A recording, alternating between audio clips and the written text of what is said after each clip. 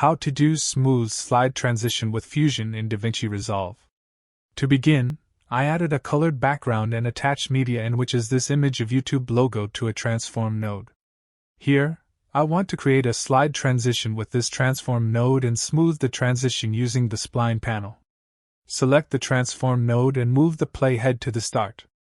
In the inspector panel, click on the diamond button next to center to create a keyframe, then drag this horizontal handle to the left until the image is out of the screen. Move the playhead to frame 15 and drag the handle to the right until the image is in the middle. Move the playhead to near the end and click on the diamond button to create a keyframe with current value. Move the playhead to the end and drag the handle to move it out of the screen. And now we have this slide in and out effect, but it is not smooth. To smooth the transition, open up the Spline panel. Check the Transform checkbox. Click on this button to see all the keyframes. Select the two middle keyframes and use the handles to add a curve to the line. Also, we can press the F key to add the curve automatically.